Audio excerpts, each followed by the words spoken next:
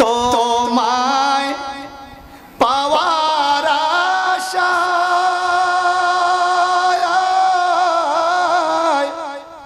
মন ছুটে যায় মদিনায়,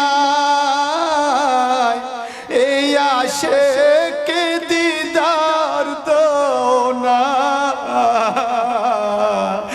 আর এই মনে মানে না, এই আশিকে দিদার দাও না,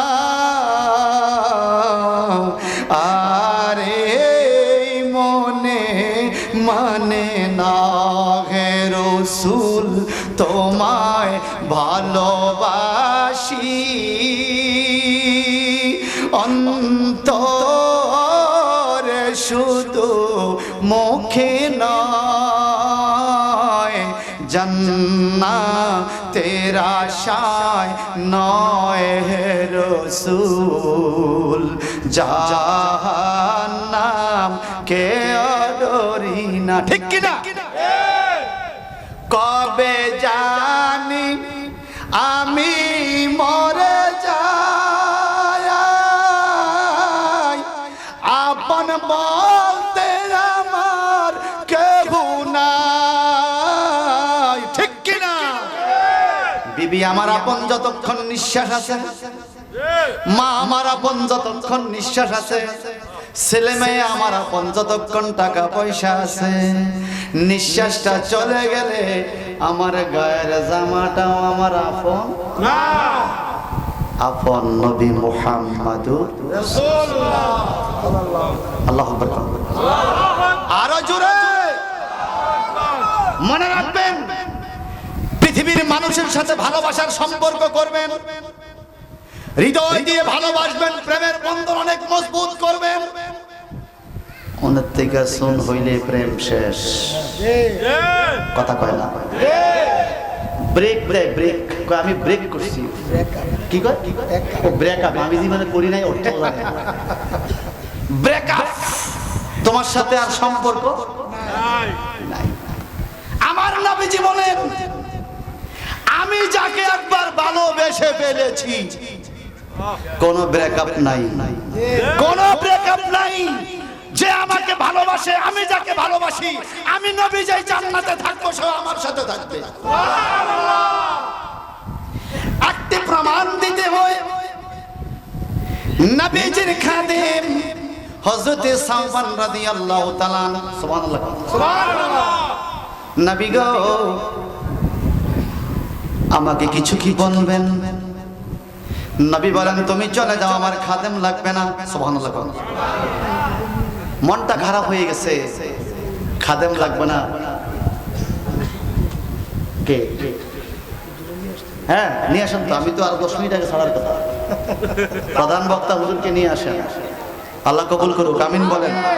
আপনাদের মন তো আজকে ফরিদি হুজুরের দিকে, আমি জোর করিয়া না, আপনাকে মনোযোগ নিতেছি।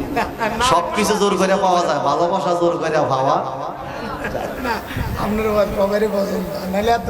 ভাই ভাই ভাই শেষ করছি। হযরত সাওবান রাদিয়াল্লাহু তাআলা আনহু কয়, নবী গো আমি যাব না। কেন? আমার তো গোলাম লাগবে না। ওই সাহাবী বলেন, নবী গো আপনার গোলাম না লাগতে পারে, আমার তো মনিব লাগবে। আপনার নবীকে আমার লাগবে। যাও বিদায়। আবার দৌড়াই আয়েশা নবীজির ঘর মোবারকের সামনে হাজির।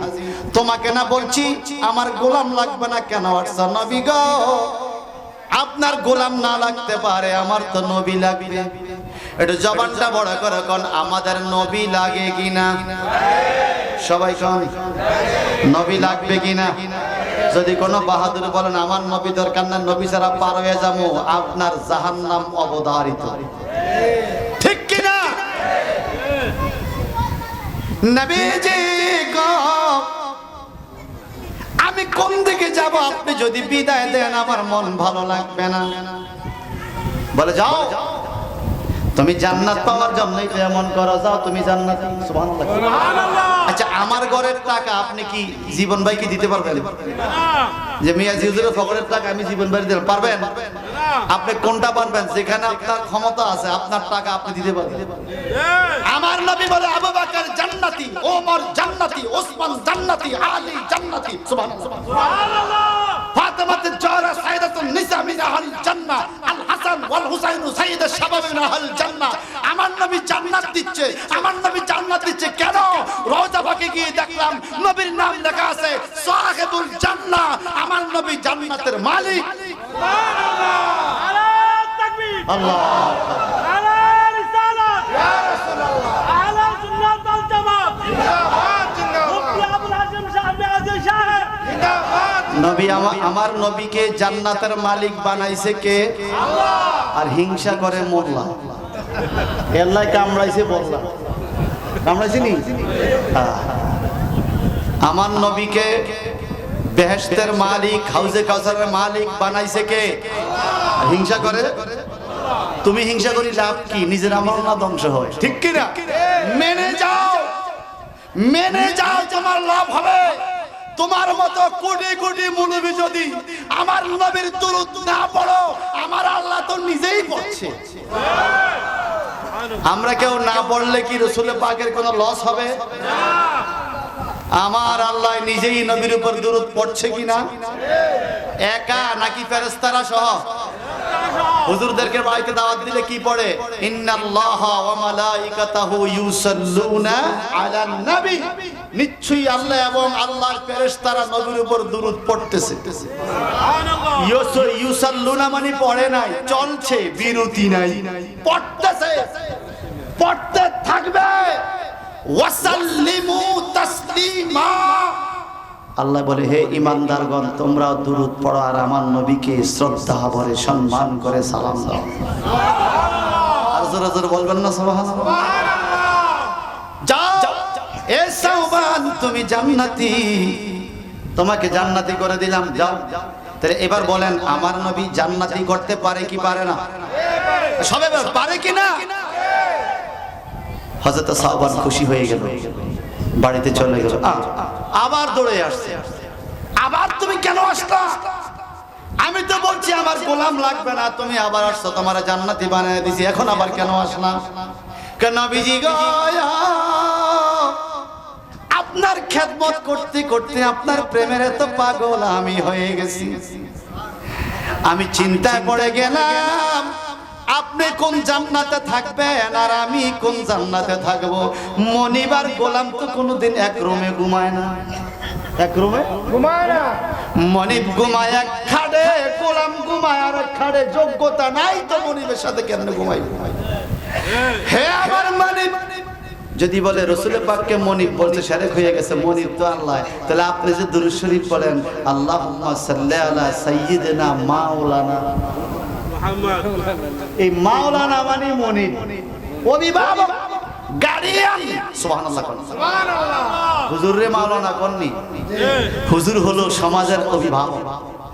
রাসূল পাক তামাম উম্মতে মুহাম্মাদের কিয়ামতের ময়দানে অভিভাবকের দায়িত্ব পালন করবেন। এমনি ভাবে একটা সন্তান, সাঁতার না জানা সন্তান সাঁকুর মধ্যে উঠলে তার মা সাঁকুর পাড়ে দাঁড়ায় যেরকম আফসোস করে, আল্লাহ আল্লাহ আমার পুত্রের সই সালামত পার করে দিও, আল্লাহ যেন না পড়ে, আল্লাহ যেন না পড়ে।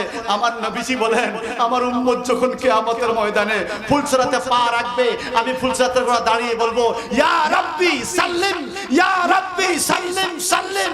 আয় আল্লাহ খবরদার, সাবধানে সাবধানে, আমার উম্মত ফুলসরাতে উঠছে, আমি মনিব কুড়া দাঁড়িয়ে আছি, আমার উম্মতকে তুমি সহি সালামতে পার করে দিও। সুবহানাল্লাহ।